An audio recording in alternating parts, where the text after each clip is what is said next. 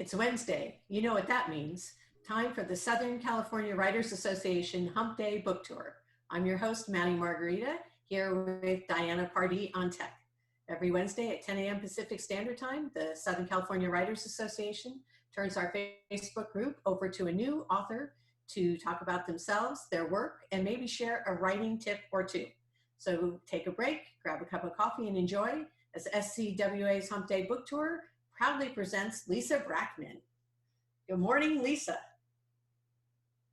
And Lisa's all recuperated from staying up late last night, so. That's every night, I'm not going to lie. All right.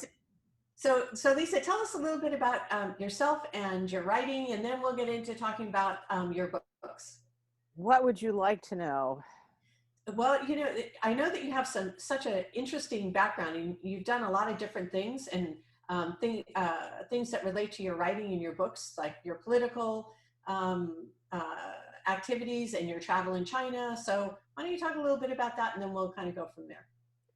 Well, I guess you could say that my life took a dramatic turn back when I was 20 years old, and sort of, it wasn't exactly random, but it was something approaching randomness. I found myself in the People's Republic of China.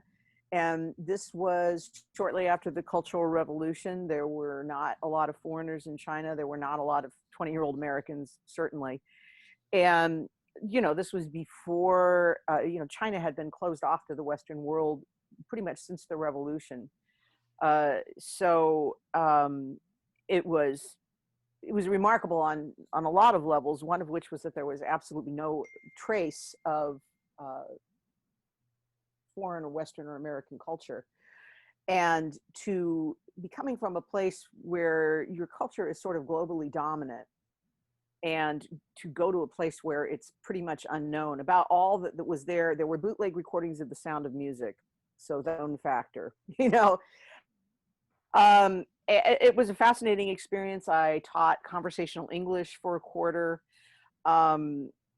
And I came back and just really did not know what to do with myself. I went back to school and changed my major about 12 times, I think. And finally just, I took a writing class from Lydia Davis, who you may or may not have heard of.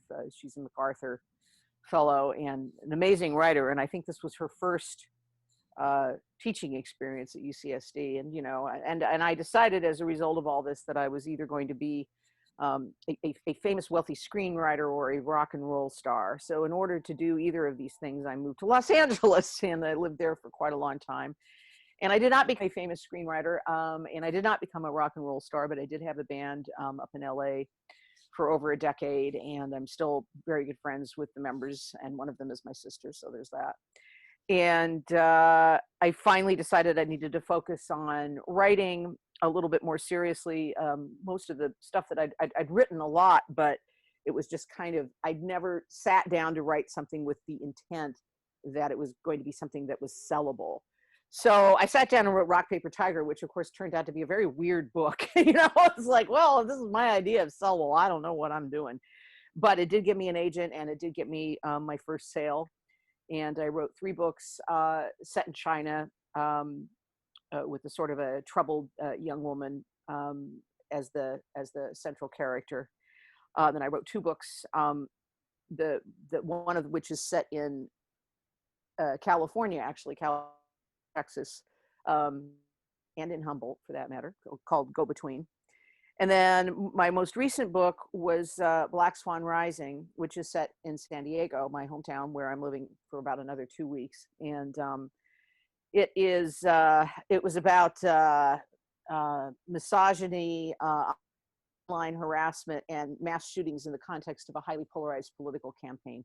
Yeah. And I wrote that. I started that mid July 2014, and then sat down and wrote most of it in 2016. And then was just sort of, you know, it was this process of writing a book where I became more and more appalled, because it seemed to be more and more true than I wanted it to be. It was supposed to be fiction, right? And I have not written that much in the last 40 years because it was, hey man, you know, you tried to write what's been going on in this country the last 4 years, it'd be way too on the nose. Nobody's going to believe it. It exceeds anything that fiction can really do. So I went back to playing music, and retreating to that for a bit. But I think I am about ready to start a new book. Give me a couple of weeks. All right. Well, we'll let you move, and then you can start writing. Right. So just so anybody who hasn't read your books before, they are thrillers, right? Ish. Yeah. Yeah. Ish. Yeah. So what genre would you call them, or if you're going to try and do something uncomfortable, like cram yourself into a genre? Existential suspense. I I mean, love I it. don't want to say thriller, because I think when you say thriller, people get the idea that it's going to be, and things blowing up, and the end of the world is nigh and all of that. And they're not that kind of a book. I mean, they're not.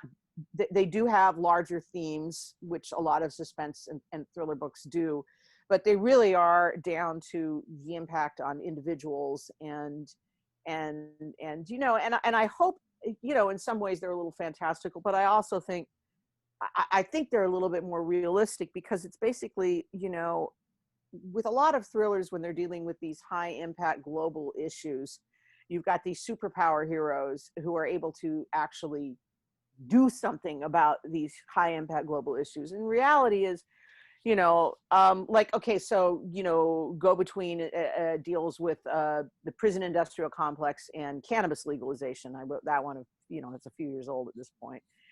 And there's only, yes, one person can have a real impact on big issues. This is true. But I wanted to be a little bit more realistic about what the ability of any single individual, especially within a suspense framework where their main concern is staying alive, because, you got to you got to do that part of it, right?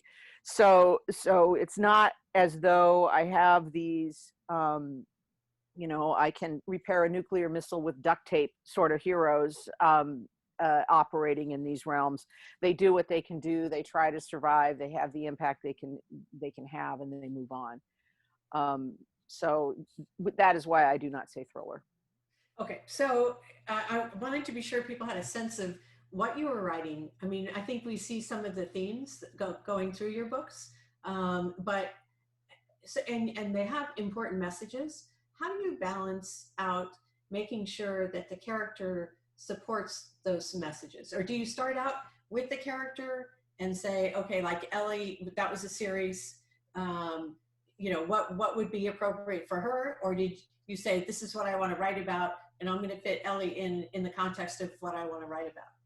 I'd say it's a little bit more of a synergistic process where both of those elements come into play kind of at the same time and reinforce each other. I mean, when you're writing something and you're establishing your characters, like Black Swan Rising is a standalone, so those were all new characters, right? But if you do an Ellie book, and then Michelle got 2 books, and by the second book who these people are. I mean, you've done all of that work, so it's kind of like, well, what would be a fun situation to put them in? Where's something where you can show, where can you show their growth, for example? And that was really a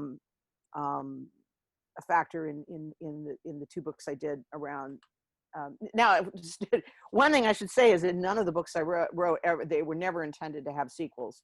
I wrote Rock Paper Tiger, and then I wrote Getaway.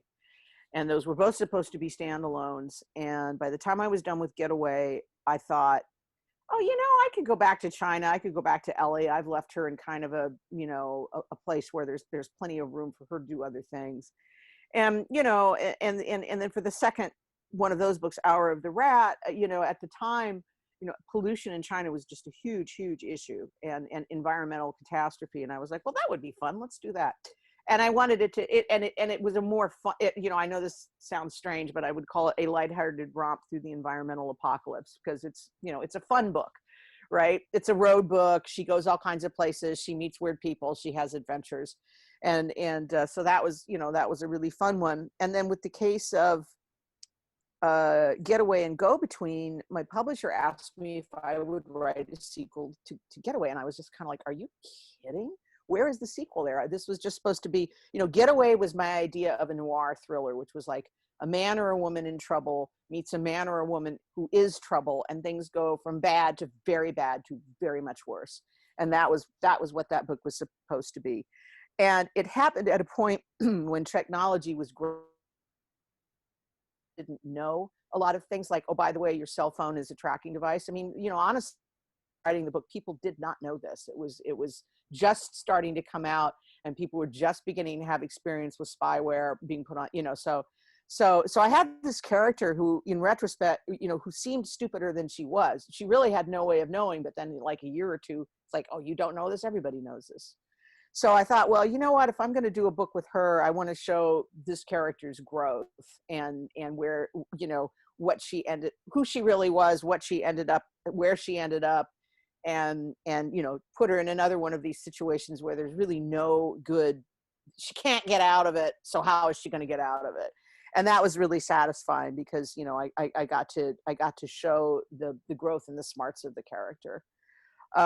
And that one I was just trying to figure out, well, and I started it in Humboldt, ironically enough. And I was just trying to figure out, well, what could she get involved with? And I started reading, I was doing a lot of reading about, so when was I writing this book? 2013, 2014, I guess.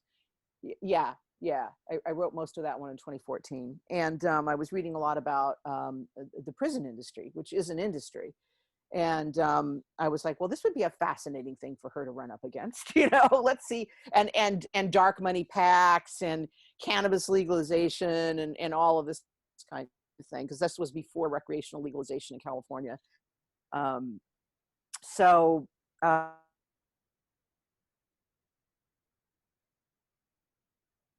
Stew, and you start putting the ingredients into the big pot and you let it kind of simmer a while until you figure out what it needs. And that's how I operate.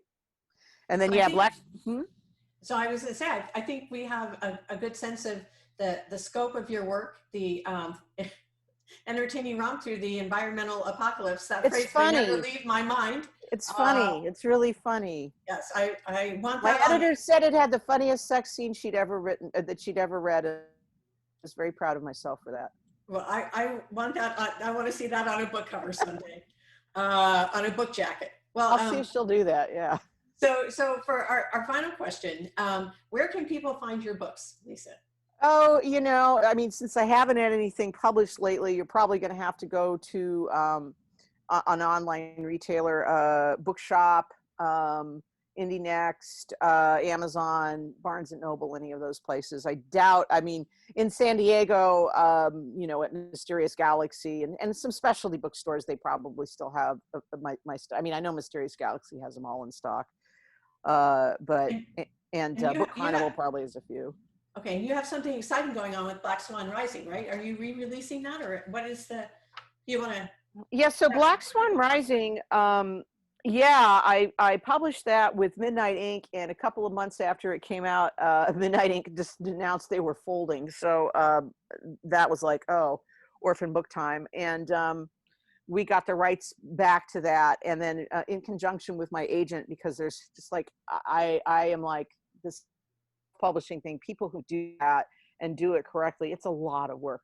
And I'm like, yeah, that's not me. And so I don't have a copy of the new cover, but the same, I can show you the old one. So here's the old one. The same cover artist, she had done a bunch of designs for the book originally for Midnight Ink, and one of them was just was my favorite. And we went with this one, which is a little bit more commercial thrillery, but the other one was just sitting there, and I'm like, oh man, can I buy this? So we ended up using, the cover is stunning. It's gorgeous. So if you go, you can see it. If you go online, the ebook that is up is the new edition. And we're just, there's just been a few glitches with the paperback, but that should be out soon. Well, we're looking forward to seeing that. I'm going to check that out as soon as we finish up here. I want to wish you good luck on your move, and we look forward to your next book, article, or album, or what do they call that? I don't think people make albums anymore. CD, whatever. With the band, track. the band I've been doing in San Diego, we did like an EP length recording of 4 songs, I think it was. And we got our Spotify royalties and we earned 15 cents. Yay. It's a Yeah. start, Lisa. Yeah. Well, and yeah, if you go onto my website, lisabrachmann.com, which is 2 N's, the single N they used in the UK for some reason, because 2 N's sounded too German, was actually the explanation. But Lisa Brachmann, BRACKMANN.com /music. You can see the video that we just did released with Plunderbun, the San Diego band, and then hear a bunch of new songs that I collaborated with my old guitar player from the Pickups in Los Angeles. My first attempts at home studio recording. This is one of the ways I occupied myself during the pandemic. And some of the old stuff too. It's all up there at the website. Okay, great. Well, we'll check that out. Thank you again. Everyone, if you enjoyed this bookshot, please go to the SCWA Facebook page or go to our YouTube channel, SCWA Online. And of course, please like, subscribe, and share. Boy, I love saying that. Makes me feel like I'm so hip. Anyway, join us. You are hip, Maddie. Yeah. Join us next Wednesday at 10 a.m. when we welcome another fabulous writer to our Hump Day book tour. Until then, stay safe.